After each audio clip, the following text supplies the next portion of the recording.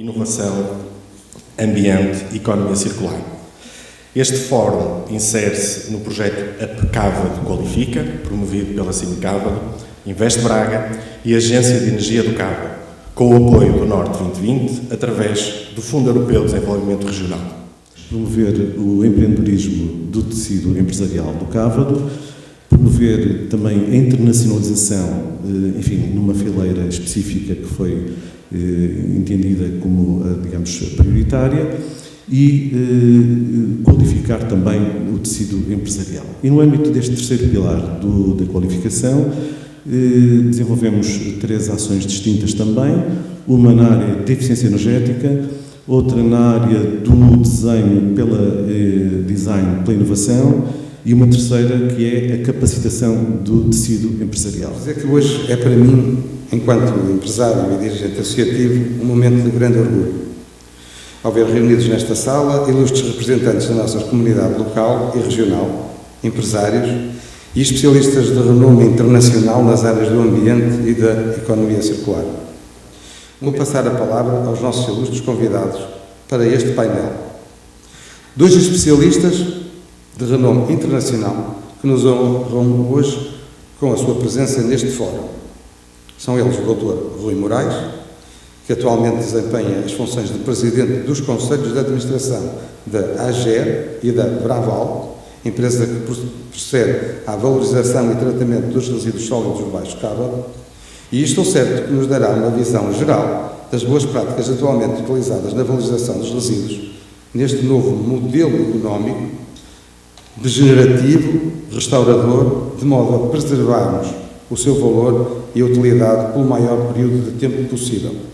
O engenheiro Carlos Pimenta dispensa qualquer apresentações, uma vez que é um dos especialistas mais conceituados na área do ambiente, que habitualmente vemos como orador convidado de fóruns de nível internacional e que hoje nos honra com a sua visita, com a sua presença. Nós vivemos num mundo cada vez mais individualista e por vezes só nos salta à vista algumas dessas questões quando realmente entra pela caixinha que mudou o mundo, algumas problemáticas, e só aí é que parece que surge uma consciência global sobre alguns problemas. Tivemos o ano passado 2 casos que eu acho que são paradigmáticos disso.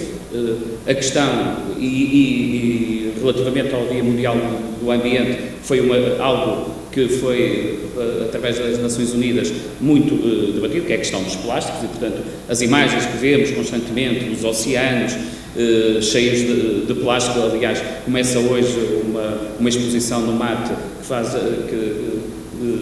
que é o Museu em Lisboa, que comemora este fim de semana os 2 anos, se não me engano, em que uma das exposições feita por um artista japonês é mesmo mexer praticamente uma sala de resíduos, para uma pessoa ter uma percepção da quantidade de plástico que surgem nos oceanos, e outra teve a ver com a questão das águas, uma em termos internacionais, foi o que aconteceu na cidade do Cabo, que foi muito debatido, sobre a questão de não haver ou estar sob o stress hídrico tal que poderia potenciar o não fornecimento de água, e um caso muito mais perto de nós, que aconteceu em Viseu, fruto também da seca e depois também do resultado dos incêndios que assolaram aquela região. Só para terem uma ideia, em Portugal ainda temos 30% de água não faturada, ou seja, e há 5 anos eram praticamente 40%, ou seja, daquilo da água que é captada e do que chega depois às casas das pessoas, havia 40% que se perdia do sistema,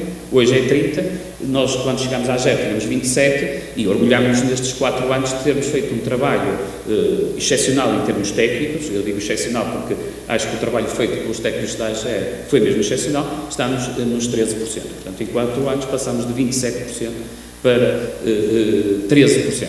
E nisto, só para vocês perceberem, libertamos 2 milhões de metros cúbicos de água que deixou de ser captada no Cávado e manteve-se no Cávado, e com isso também poupamos, como é óbvio, porque em termos de água, o maior custo em termos de produção, vamos assim dizer, de água, eu às vezes falo na fábrica da água, apesar que o Ministro do Ambiente não gosta dessa expressão de fábrica da água, mas no fundo não deixa de ser, mas poupamos também cerca de 2 milhões de euros em todo o universo da AGE.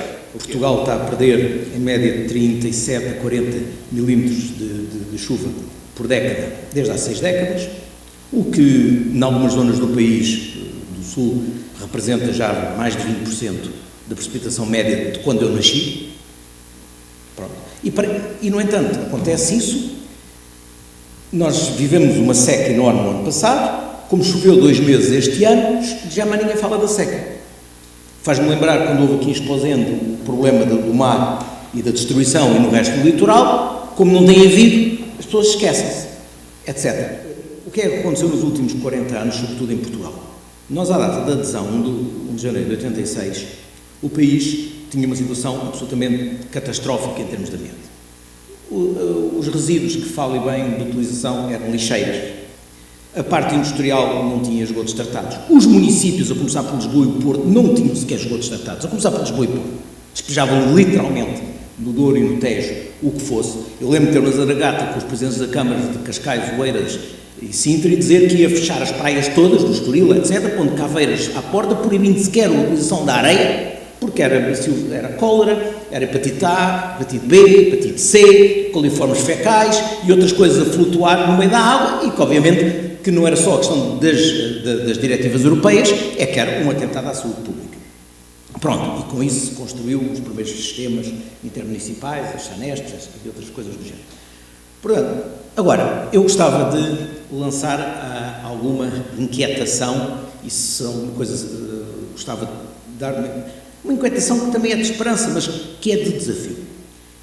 Aquilo que nós estamos a viver nas nossas vidas, tenho muita pena de não ser mais novo e de voltar a viver, acho que é um momento absolutamente extraordinário, mas ao mesmo tempo, como dizia um senhor já com 90 e tal anos, e que, enfim, é extremamente inteligente, tem das suas coisas políticas, que é o Henry Kissinger, no outro dia, com 90 e poucos anos, dava uma entrevista grande, um almoço, com um jornalista em Nova Iorque, e ele dizia: isto por causa da inteligência artificial e de outras coisas que estão a acontecer, nós estamos como os incas à espera dos espanhóis e da varíola. Sabe-se o que é que aconteceu? Nós não tínhamos dúvidas que, para o bem e para o mal, o mundo daqui a 20 anos não tem nada a ver com o mundo em que nós hoje vivemos. Vocês ouvem a notícia que os taxistas estão em greve contra a Uber. Este modelo, nem o da Uber, nem o dos táxis, está cá daqui a 15 anos.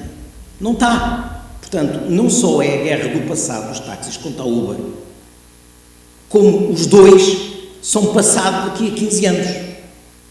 Porque o modelo de transportes e de inteligência artificial, etc., vai substituir completamente a maneira como nós nos deslocamos e nos movemos. Portanto, nós já estamos hoje a assistir às lutas, é a mesma história da remotorização do fabrico, da impressão a 3D, dos novos materiais, etc. Portanto, é claro que isso permite, este mundo em mudança, permite histórias de sucesso extraordinárias, uma aqui agora do Norte, da semana passada, da Farfetch, que tem potencialidade em muito pouco tempo de ser a maior empresa de Portugal. Uma empresa de um homem que, produto aqui do Norte, da Faculdade de Engenharia do Porto, ou da Faculdade da Universidade do Porto, não é Economia, e que consegue, José Neves, e consegue, pronto.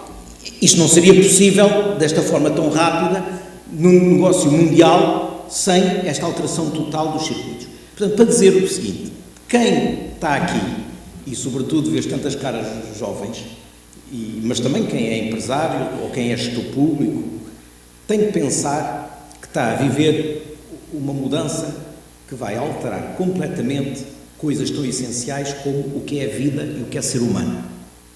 Com a biologia sintética, hoje já somos capazes de alterar o DNA, o código genético, não apenas para reparar doenças, não é? Como o teu cancro ou outras doenças, não apenas para fazer plantas, digamos, transgénicas, mas também para alterar a descendência e para criar novas formas de vida ou alterar formas de vida.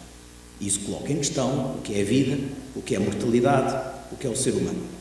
Com os novos materiais, o primeiro material plano, o grafeno, ou seja, os átomos estão num plano que não existem na natureza, é um arranjo de átomos de carbono, no caso do grafeno, mas já há outros materiais, siliceno, etc., materiais horizontais, em vez de estarem em 3 dimensões, fazemos cristais, que depois chamam em cristais, como nós conhecemos, moléculas. É de 2008. O Prémio Nobel da Física foi dado a 2 físicos de Manchester em 2008. 2008 é ontem. E, no entanto, são materiais que não existiam na natureza, são criados de raiz com propriedades extraordinárias que vão alterar completamente de que as coisas são feitas. Portanto, estamos a falar de alterar do que é a vida e como é que se faz a vida e como é que se altera a vida. Estamos a falar nos materiais que constituem o nosso cotidiano. Estamos a falar, com inteligência artificial, de máquinas que vão ter uma capacidade, já hoje têm, mas para tarefas muito específicas. Quando o computador, e não é em inteligência artificial a sério, consegue derrotar o Kasparov, o campeão do mundo de xadrez, ainda está a fazer uma tarefa específica. O problema é que, à medida que os dados tornam-se big data, os dados de todos nós que utilizamos, as bases que damos os nossos dados, às vezes involuntariamente, para as bases de dados são geridos de uma forma global, permitem tornar essas máquinas com inferências, com deduções, que permitem prever comportamentos que nós próprios vamos ter sem sabermos que os vamos ter, ou pelo menos em termos estatísticos ou em termos de grandes números. Portanto, quem está hoje a começar a sua vida de estudante, de profissional, ou tem que gerir empresas ou instituições públicas em permanência e pensar como é que ele próprio, a sua comunidade, a sua empresa e o seu país, que somos 10 milhões de pessoas aqui em Portugal e mais uns milhões espalhados pelo mundo, para não falar da comunidade da língua portuguesa, pode ganhar valor, ser mais feliz e, ao mesmo tempo, ter um bocadinho melhores condições de vida do que a média do mercado mundial.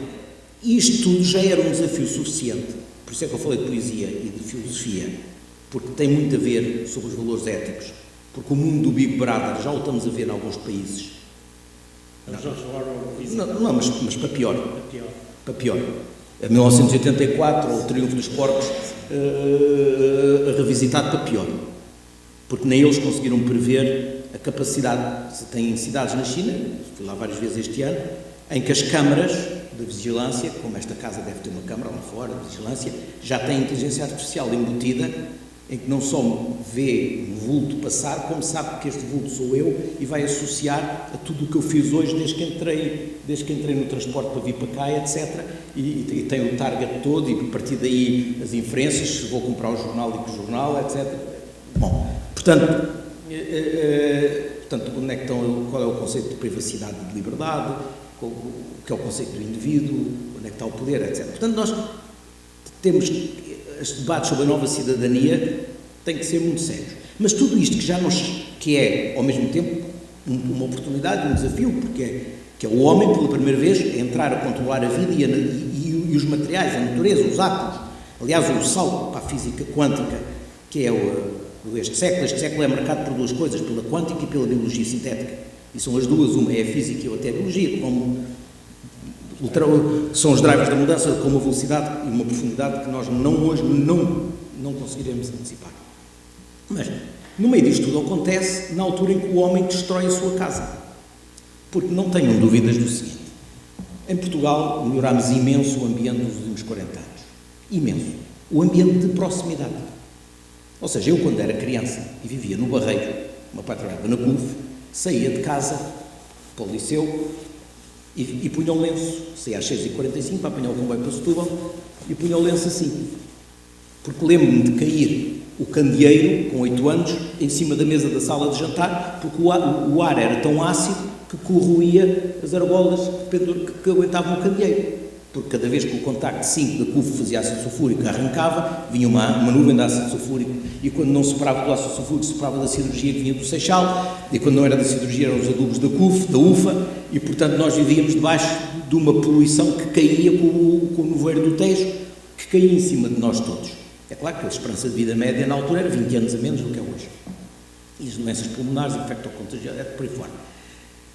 Sob esse ponto de vista melhorou muito. As lixeiras, eu lembro de sair de casa e cheirar o lixo, porque as lixeiras eram a céu aberto, mesmo na zona industrial.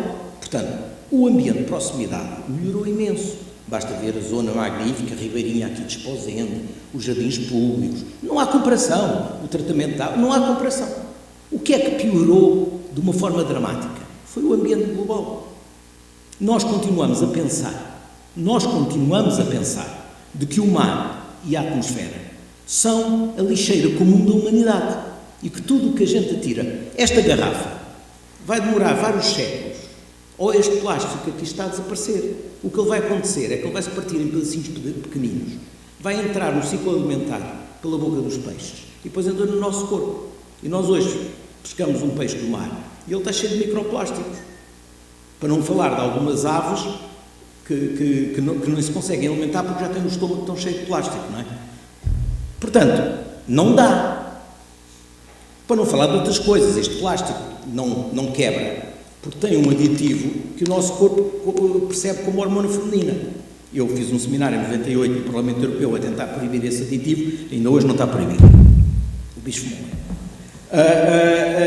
Portanto, nós estamos neste ambiente de grande mudança, ao mesmo tempo que estamos a alterar, eu diria já irreversivelmente, o ciclo da energia no planeta. Porque toda a energia no planeta vem do Sol e vem do centro da Terra. São as duas fontes primárias de energia. O resto é reciclar a energia. Estamos a destruir a biodiversidade a uma velocidade inacreditável. Quando a sessão tiver acabado, áreas superiores a vários campos de futebol, de floresta e de biodiversidade terão desaparecido. Do enquanto aqui estivermos a falar. O ritmo é este. Incluindo as expressões de países de expressão portuguesa como o Brasil. Tive muitos anos a trabalhar com as populações indígenas e com as pessoas que lá viviam, a tentar compatibilizar desenvolvimento económico com ambiente e, infelizmente, as autoridades brasileiras, nomeadamente as atuais, eu não tenho problema nenhum em dizer isso agora, são do piorio, que já passou em termos de destruição da biodiversidade. E, ao mesmo tempo, estamos a poluir de uma forma permanente, que já entrou nos ciclos alimentares, com todos os resíduos da civilização industrial. No dia-a-dia, percebemos que as pessoas têm que começar a ter uma consciência muito mais abrangente, porque a tal questão do ambiente da proximidade, realmente estamos a passos largos, até a ser, em alguns casos, motores relativamente a algumas questões europeias. Isso acho que Portugal tem tido, e a questão, por exemplo, voltando à questão da água, até em termos qualitativos, somos do país em que tem praticamente todas as entidades gestoras, ou seja, transversal a todo o país, praticamente ou acima dos 90% em termos de qualidade de água, muito próximo dos 100% em várias entidades, e portanto isso também é fruto daquele trabalho que foi feito em termos das águas residuais, que realmente tornava o país num país quase terceiro-mundista, mas eu acho que aqui, fundamentalmente, eu iria falar um pouco mais da questão dos resíduos, que eu acho que seria, em termos da nossa plateia, bastante interessante, que tem a ver realmente na separação, não mera separação para a questão da reciclagem. Eu penso que quase todos nós, nas nossas empresas, já temos a caixinha para pôr o papel excedente, mas, por exemplo, não sei se terá aqui também alguém relacionado com a restauração e com a hotelaria, temos a questão, por exemplo, da separação do lixo orgânico, que Portugal ainda não tem, em termos transversais do país, uma política muito definida, não é? Baseia-se um bocado na compostagem, mas já temos entidades que depois permite, e aí entra um pouco a Braval, em que tem uma central de valorização orgânica que depois permite produzir a energia, e portanto há que haver a consciência em termos principalmente destes industriais, que têm que avançar claramente para este tipo de reciclagem. Porque senão teremos, só para terem uma ideia, eu mandei fazer um estudo no Centro Histórico de Braga, das 7 mil toneladas que foram retiradas, que foram recolhidas dos resíduos, só 40% é que são agressivos. 30% ainda têm capacidade em termos de reciclagem e outros 30% são orgânicos. Nós não podemos dissociar as políticas da nossa sociedade. Eu estava ligado, antes de aceitar o convite de vir para cá, estava ligado à indústria automóvel e estava muito tempo fora, e mais na Suécia, era a questão da Volvo, depois a questão da BMW e da Mercedes mais na Alemanha. Mas só para vocês terem a ideia, até só contar aqui uma pequena história, a primeira fatura que eu tive que assinar enquanto gestor dessa empresa foi uma multa, nunca mais me esqueci, que eu tinha uma engenheira na Suécia que colocou o lixo às 18h59. E então tivemos que pagar uma multa. E a multa não foi por denúncia. Se estivéssemos a falar aqui em Portugal, a primeira coisa que íamos falar, denúncia do vizinho. Se o relógio do vizinho estava bem ou estava mal, porque se o lixo podia ser colocado às 19 horas, como é que aparece uma multa às 18h59? Lá não se põe isso em causa. Se o vizinho disse, é porque o vizinho está a dizer a verdade, não está a mentir. É difícil avançar para um sistema, para já, em que toda a gente não avança. E depois temos uma sociedade em que não acha que deve pagar para que o lixo seja recolhido. Por exemplo, a tarifa em Braga, dizem-me sempre que a tarifa é cara. A tarifa anda à volta dos 3 euros e tal por mês. Quer dizer, por dia é quase tanto como o preço que pagam hoje em dia pelo saco de plástico, ou seja, 10 cêntimos. Ou seja, o recolher o lixo custa tanto como o saco de plástico. E porquê é que eu digo que eu sou apologista do peito invertido? Eu acho é que devo valorizar, ou porque é assim que a sociedade, infelizmente, pensa, não é, do sul da Europa, é quanto é que eu vou receber. E por isso é que eu sou mais apologista de termos uma tarifa e ter a tarifa discriminada na fatura, em que depois pode vir deduzida da reciclagem feita, do que propriamente um preço por quilo de lixo depositado. De uma tarifa bonificada pela pessoa fazer a reciclagem, do que propriamente o pagar baseado nos quilos de lixo produzido. Bruxelas, no novo pacote de energia deste ano, já admite uma coisa que eu espero que seja transposta para a lei portuguesa muito rapidamente, que são as chamadas comunidades energéticas. Ou seja, a pessoa mora num condomínio, põe os painéis fotovoltaicos no condomínio e usa uma parte da energia, obviamente, para o seu uso, e a outra vende ao vizinho. Ou tem o clube de futebol, ou a piscina, ou o armazém, ou o mercado municipal, cobre os telhados com fotovoltaico, utiliza uma parte para si próprio e vende ao vizinho. É uma economia de partilha que pode ser, inclusivamente, hoje, à margem, e essa eu tenho uma diferença grande em relação à política energética que tem vindo a ser seguida em Portugal, porque quando guerras permanentes com a EDP, etc., a melhor forma de mudar é criar realidades novas, porque essas vão se multiplicar e vão permanecer no tempo. Não é a guerra da fatura, porque veio isto ou aquilo, essas são guerras efêmeras que ocupam os jornais, e é o está chato com o Mexia, está bem, eu preferia que saísse a lei das comunidades energéticas e pudesse chegar aqui a Esposenda e dizer: o mercado municipal, o clube, a piscina, os armazéns do que é que seja, a estação de caminhonagem, o que é que seja, já estão a produzir energia para si próprio e a vender ao vizinho sem passar na EDP, nem passar em mal nenhum. Isso é estrutural. Cria emprego local, porque alguém tem que desenhar o esquema. Cria emprego local, porque alguém vai ser contratado para instalar os painéis, mantê-los, etc. Portanto, cria riqueza local, transforma num recurso que é local, a luz que chega ao telhado, e depois a transação que é feita, além de baixar os custos energéticos. Pronto, isto é uma economia de partilha direta que pode ser amplificado. Agora, onde é que se gasta mais energia em Portugal e que sai do bolso direto das pessoas? É na mobilidade, nos transportes, e nos edifícios. São os dois juntos, estamos a falar em mais 2/3 da energia que nós gastamos. É edifícios e transportes.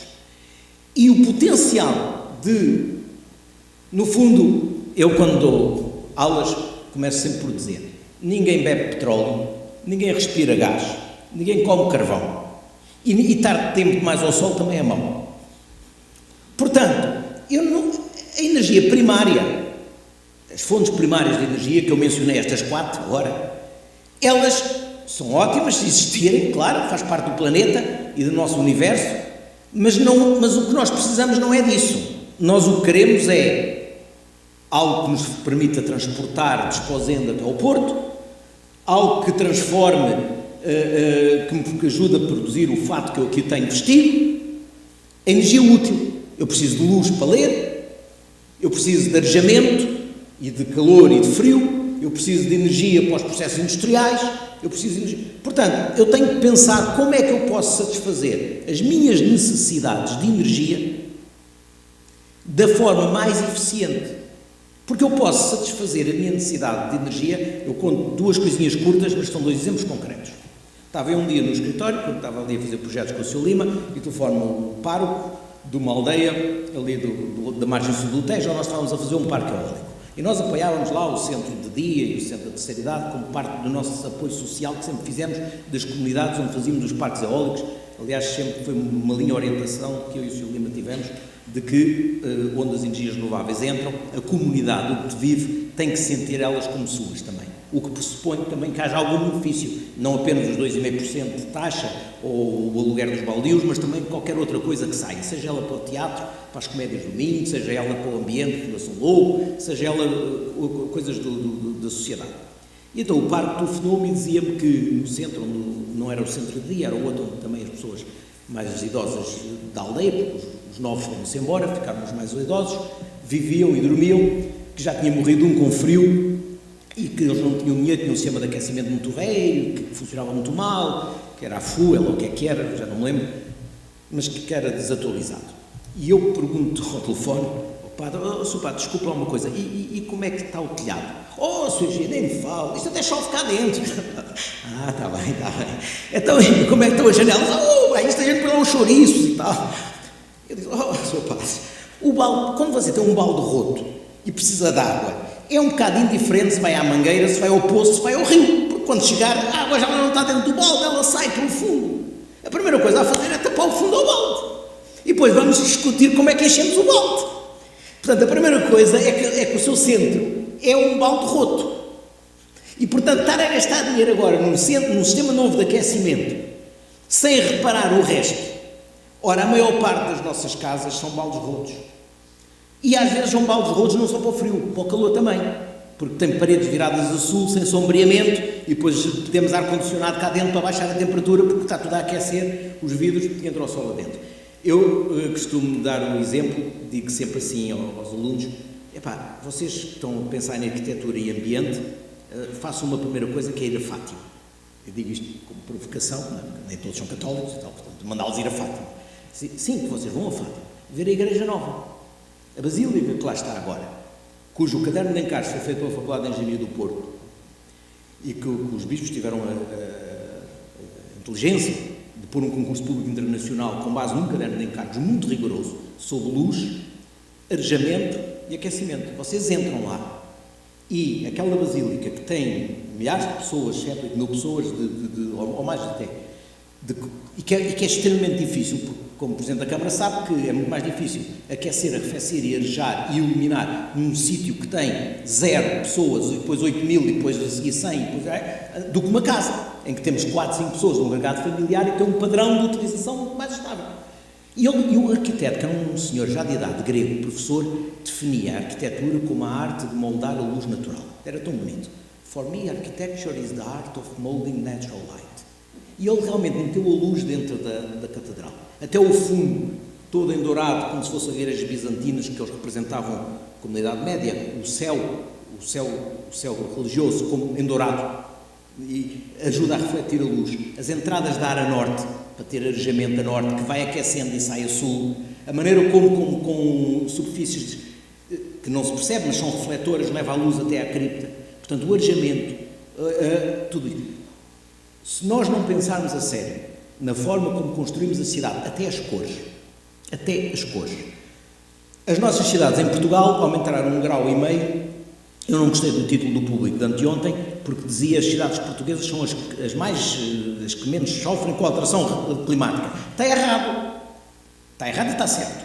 Está certo objetivamente, porque nas cidades na Suécia e na Noruega aumentaram 3 graus de temperatura desde que eu nasci.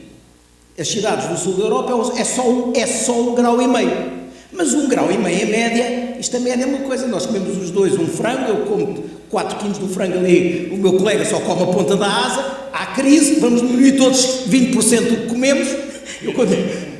Está bem, quer dizer, portanto, a média de 1,5 significa que há muitos dias acima dos 30 e tal graus. As cidades, como estão feitas e desenhadas sem considerações climáticas, sem o verde dentro das cidades outra vez, que também serve para abafar ruído e para absorver alguma poluição, sombreamento, etc., chegam a ter dentro das ruas 3 e 4 graus mais do que a média da temperatura que está no campo à volta da cidade.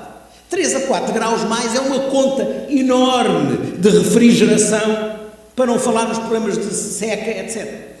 Portanto, a economia da partilha e da inteligência, da forma de resolver as soluções. Por isso, agora vou dizer uma coisa completamente politicamente incorreta. Eu disse já ao Ministro do Ambiente e outros responsáveis governamentais que eu sou contra o dar uma baixa global do IVA da eletricidade dos 23% para os 6%. Indiferenciado. Acho mal. Porque é dar um sinal ao consumidor que a energia é barata. É mentira, a energia é cara.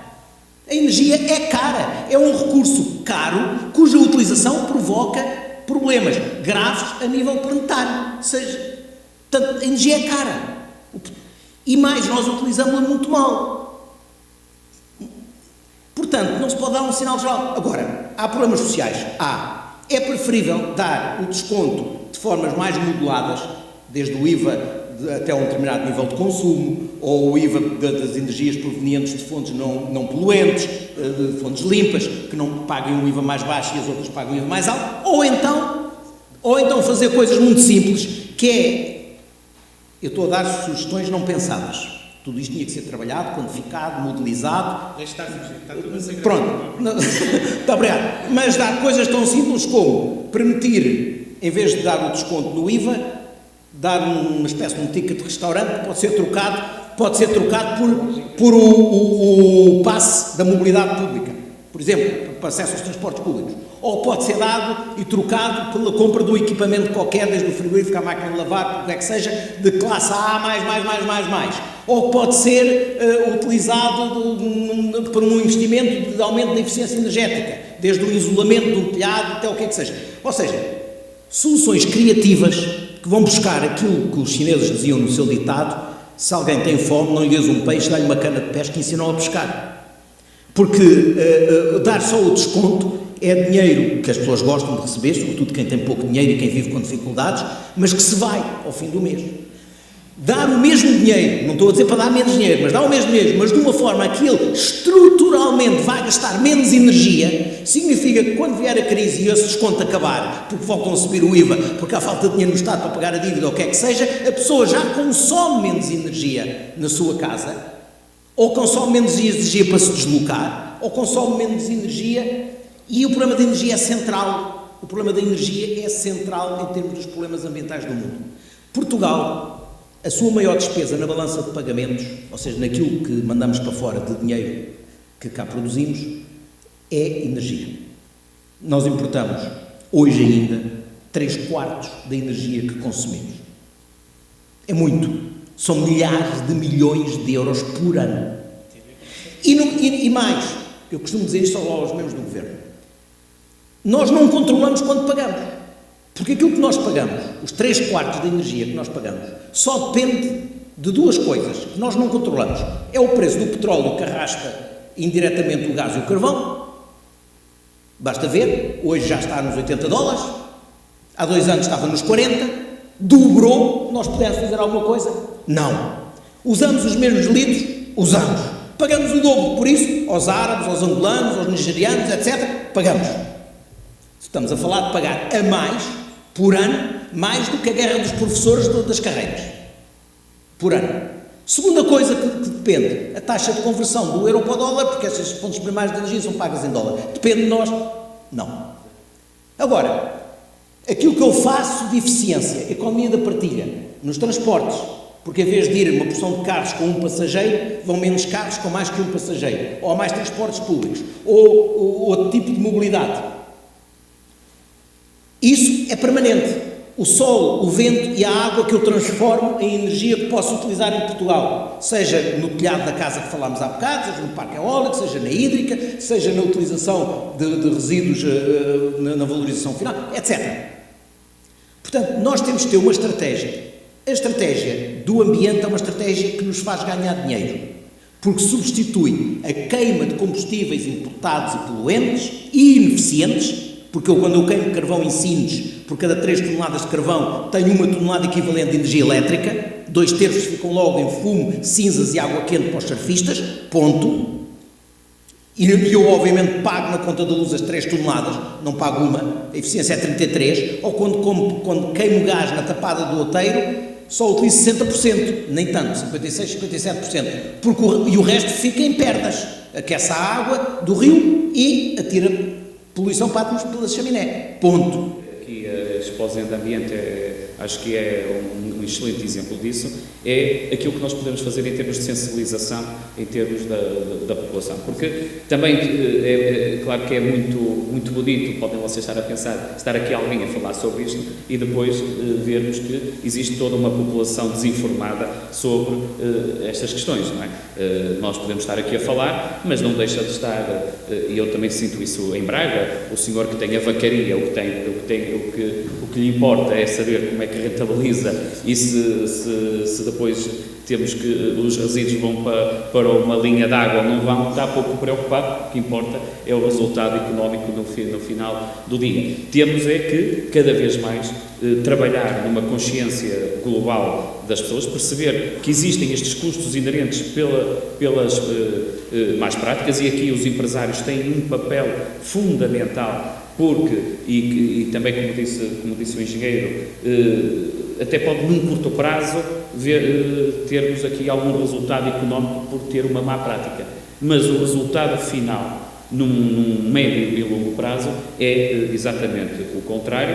O preço da energia o próprio preço da água, como eu falava há pouco, é a mesma coisa, o preço dos resíduos é a mesma coisa, porque em termos de orçamentos das próprias câmaras, deixa de haver a subsidiação destes sistemas. Aliás, a entidade reguladora desta área toda, que é o ERSAR, cada vez mais tem apertado com os municípios. Ou seja, para produzirmos uma unidade, seja ela de um produto que fazemos, camisas, sapatos, não apenas na fábrica, porque a fábrica até pode já ter a melhor tecnologia, tá? Mas é o circuito todo, é o transporte, é os caminhões, é o tempo de perto. Depois, quando chega ao fim, aquilo que a pessoa que vende a camisa, que vende o sapato, que vende a eólica feita ali em Viana do Castelo, que vende o que seja, é muito mais do que se fosse feito na Alemanha. E não pode ser. Um país que, ainda por cima, o que tem energias renováveis, que ainda são uma fração pequena, esperemos que chegue cada vez mais, do pacote energético, e em que a maioria da energia, como vimos há bocado, é petróleo, gás e carvão, depois transformado em vários produtos, desde a gasolina até a eletricidade que nós consumimos, e cujo preço nós não controlamos e que pagamos para fora. A fatura deste ano e do próximo ano é muito maior do que há 2 anos, sem que a gente tenha feito por nada. É óbvio que se nós utilizamos mais energia para produzir a mesma camisa, se o algodão é o mesmo preço no mundo inteiro, se a máquina que trabalha e que faz a camisa é o mesmo preço no mundo inteiro, quais são os 2 fatores que sobram? É os salários, vão ser mais baixos. E eu digo sempre, a não eficiência no processo produtivo traduz-se em baixos salários. Eu lembro quando nós aderimos à União Europeia, eu tive uma discussão enorme, eu era muito novo nessa altura, tinha 30 anos, estava no governo, e tive uma discussão com um senhor que era diretor-geral no Ministério da Economia, no Ministério das Finanças, que dizia que o padrão da especialização da economia portuguesa tinha que ser baseado na vantagem competitiva dos baixos salários. E eu disse, eu recuso isso. Porque vai sempre haver gente que vai pagar menos salários do que nós. É corrida para o precipício. Nós temos que ter, somos um país muito pequenino, em termos de 10 milhões de pessoas. Portanto, nós temos que apostar na educação, na formação, na inovação, na criação de coisas que permitam agregar mais valor. Foi o que a indústria dos sapatos fez, que é um exemplo absolutamente extraordinário de como é que 600 empresas aproximadamente, baseadas em mão de obra e em pequenos empresários locais, o mais artesanal, muitos deles, souberam dar a volta por cima. Design, formação, automatização, presença nas marcas nas feiras internacionais. E hoje o par de sapatos português é o segundo mais caro do mundo em termos de valor, a seguir ao italiano. O vinho, estávamos a falar, com a mudança climática, eu sou muito amigo de um enólogo, produtor de vinho, com um homem até nem é português, mas está cá em Portugal, gosta muito, e ele está hoje a arrancar e a mudar de tipo de vinhas, já porque o tipo do clima está a mudar. Em algumas zonas não vai ser possível, ou produção baixa, ou se perde vinhos que são tradicionais e que têm uma marca e que nós vendemos há séculos e porque têm que ser substituídos por outros. Porque 1,5 grau de temperatura média faz uma diferença muito grande. E o que está para vir é mais. A mudança na pluviosidade faz uma temperatura... Meus amigos, se não tem chovido este ano, em março e abril, e um bocadinho a maio, do que choveu, nós hoje estávamos ao tio. Porque em janeiro e fevereiro andavam para aí com caminhonetes de água a abastecer cidades.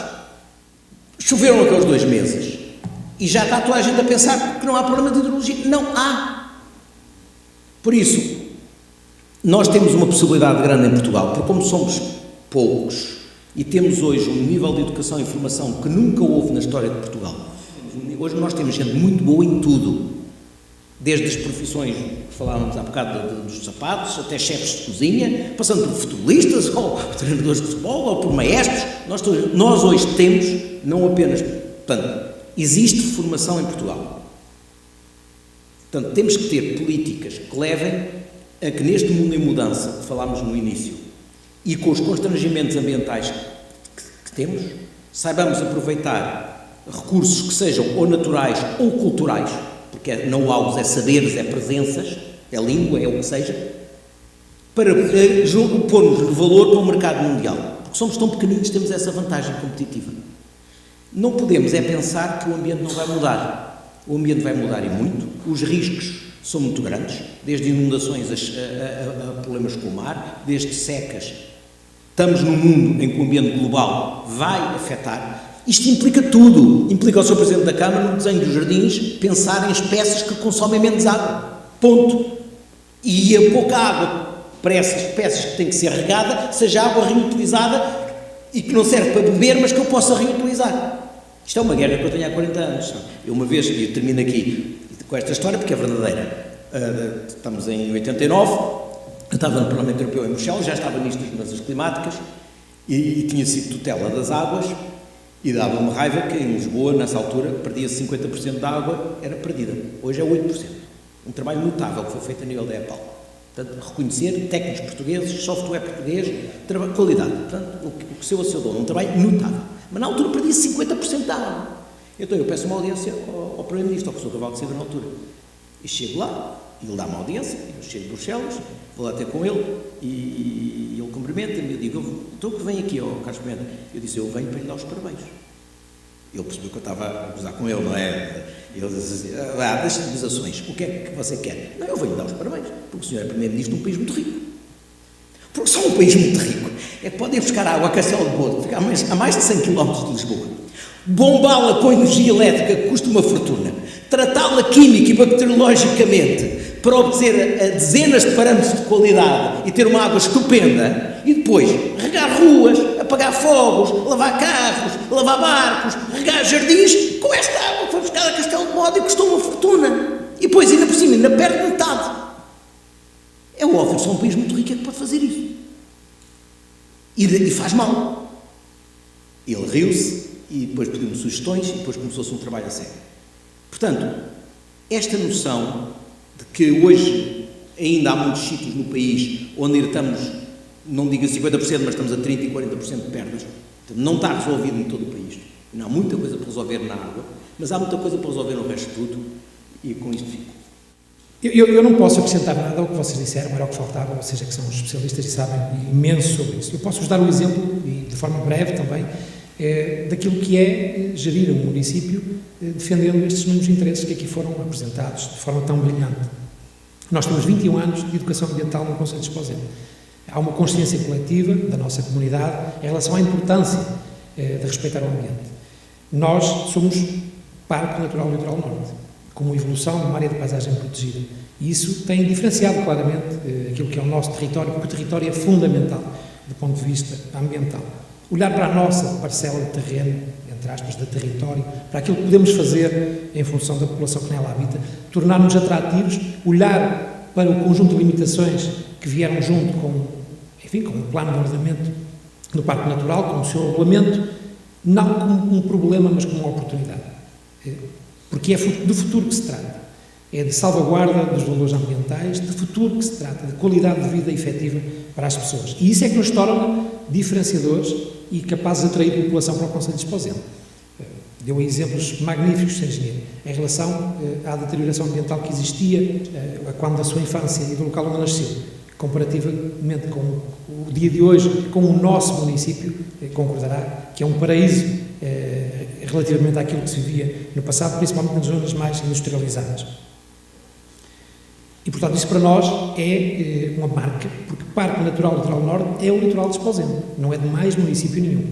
E isso é muito importante que fique bem claro para todos. Nós temos um centro de educação ambiental, um espaço de excelência que proporciona, enfim, as suas instalações, a tecnologia que está instalada às nossas crianças, a todos aqueles que nos visitam. Aliás, já foi casa de muitas das sessões da CIM e da Agência de Energia e de muitas outras, também muito importante e muito relevante, e que é uma imagem de marca do Concelho de Esposende. No fundo, é a materialização da nossa preocupação ambiental. Nós temos rácios de cobertura de água, de abastecimento de água de 100% e de tratamento de efluentes de 85%. Com hectares de última geração, que foram terminadas já há um ano, esta parte, com fortes investimentos na ordem dos 10 milhões de euros por parte das Águas do Norte, pertencendo eu, em tempos, há muito pouco tempo esta parte, também ao Conselho de Administração das Águas do Norte. Mas não foi por isso que foram feitas as hectares, que elas já estavam planeadas há muito tempo, nem funciona assim. Dizendo que as Águas do Norte vivem momentos dramáticos em termos financeiros, em resultado da forte dívida acumulada pelos municípios, por não haver coragem política em tempo próprio para consciencializar as populações no sentido de que a água é um recurso caro, que é preciso explorá-lo, transportá-lo, valadeá-lo na nossa torneira e tratar o correspondente efluente.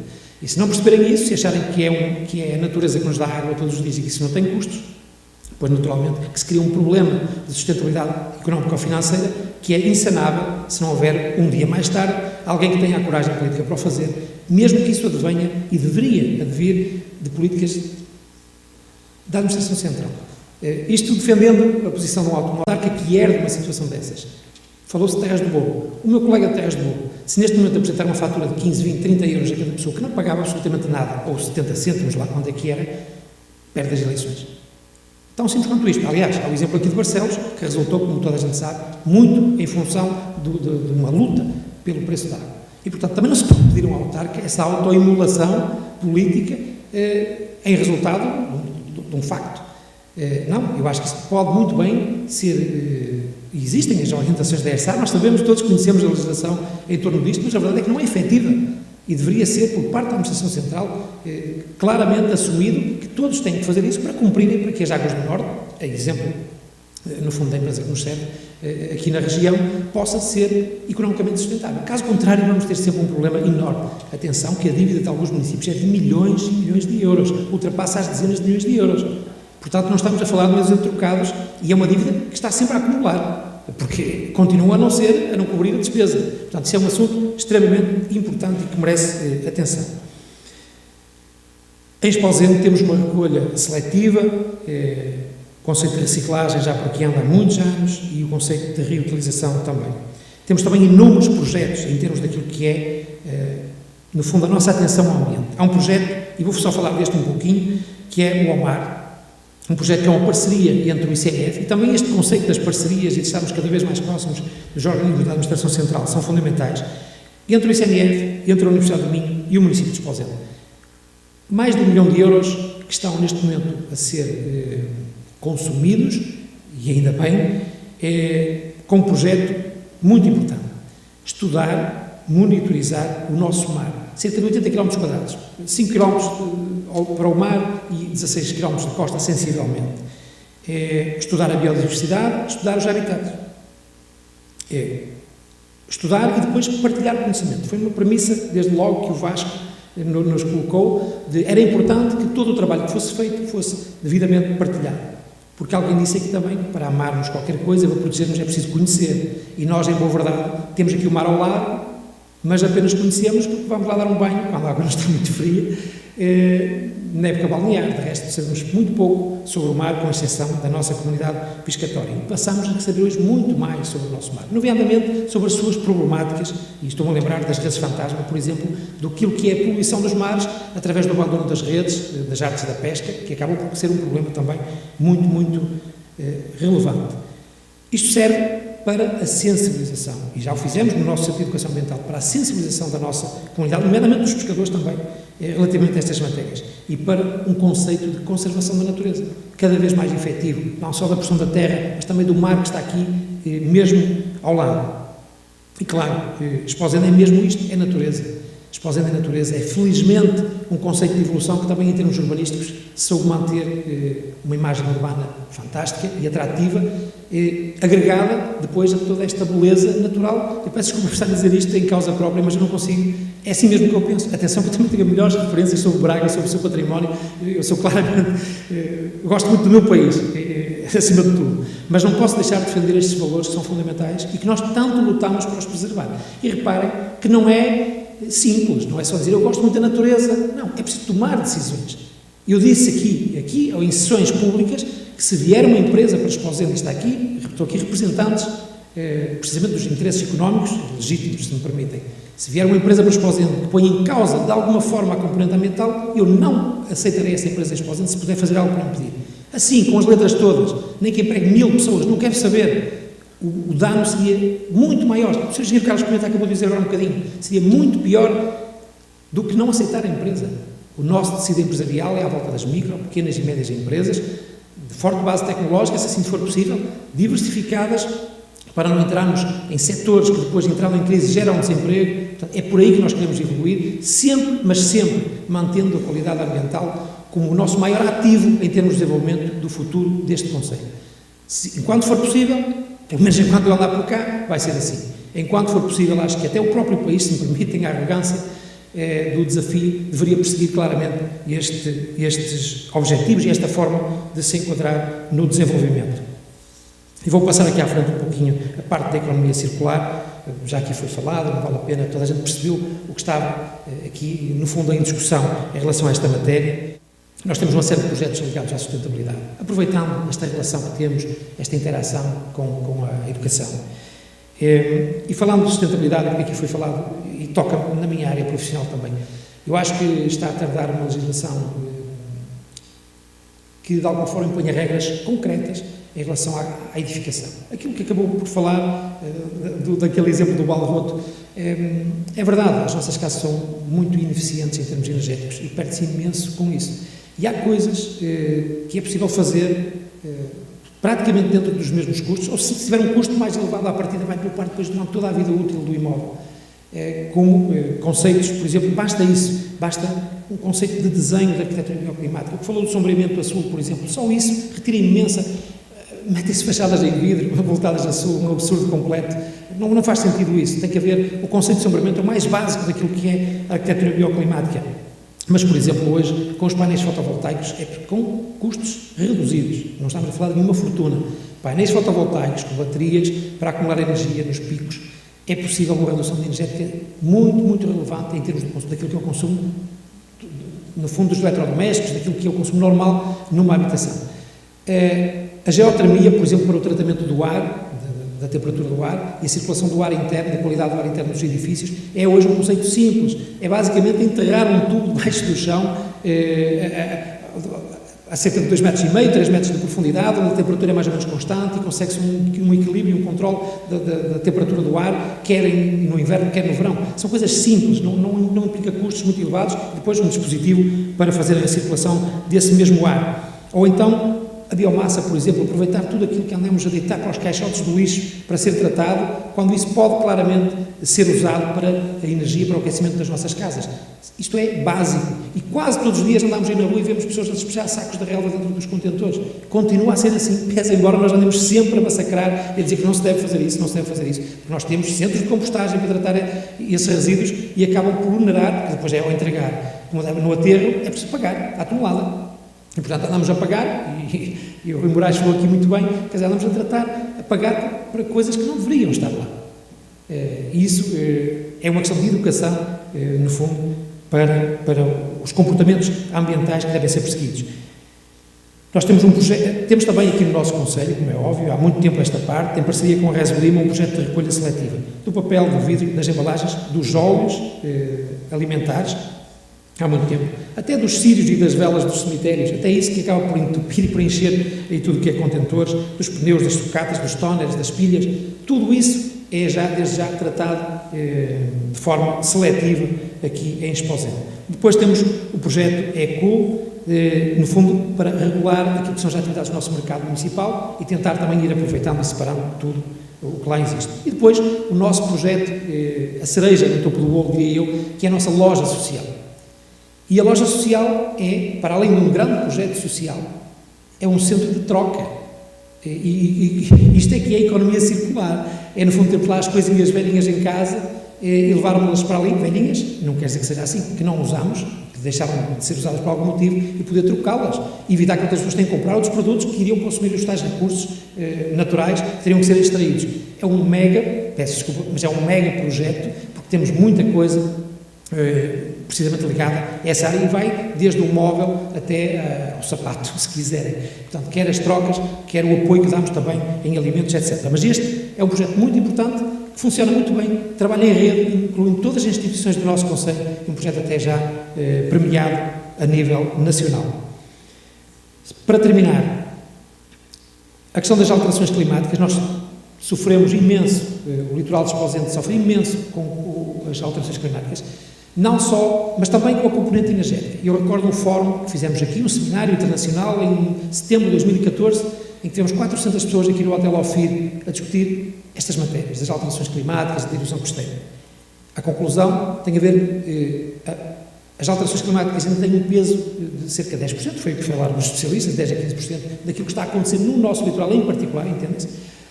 Muito disto tem a ver com o trânsito sedimentar e com a interrupção da chegada desses sedimentos ao mar através da construção das várias barragens, porque há as bacias e, portanto, há todo um processo natural que aprendemos no 4º ano de escolaridade, em meio físico, que depois acaba por trazer as pedrinhas a rolar para aí baixo, produzem sedimentos e era suposto que depois, na altura das cheias, esses sedimentos chegassem ao mar e que, de acordo com aquilo que é a ondulação, ou melhor, as correntes, peço desculpa, é reposto nas praias e é um ciclo que se vai enfim, alimentando. Há uma época do ano em que há desgaste, há uma época do ano em que há reposição. A partir do momento em que há barragens, como há pouca água e pouca chuva, a tendência é para armazenar energia potencial, ou seja, ficar com o máximo de água nas albufeiras para depois gerir nos períodos em que não há água, para não haver falta de energia, que isso também era dramático, seria tão dramático quanto a falta de água. O problema é que, sendo assim, não se permite que haja as cheias, no fundo, o arrastamento desses sedimentos. Por isso é que temos aqui um estuário do Cávado completamente assoreado, com todas as problemáticas relacionadas, e por isso é que temos, que não é o único, são vários assim, e depois temos as nossas praias sem areia. Ninguém a roubou. O problema é mesmo este, é que ela não está aí, porque não há forma há forma, mas é mecânica e custa muito dinheiro, que são as dragagens, e isso custa imenso dinheiro. Portanto, isto é um problema premente, muito complexo, que tem uma dupla vertente, quer da exploração de energia, quer também dessa que acabava de referir. E também, por aqui, vou terminar, sem-vos fazer uma provocação. Vocês repararam que estava ali uma pequena mosca a incomodar os nossos palestrantes. Toda a gente reparou, não é?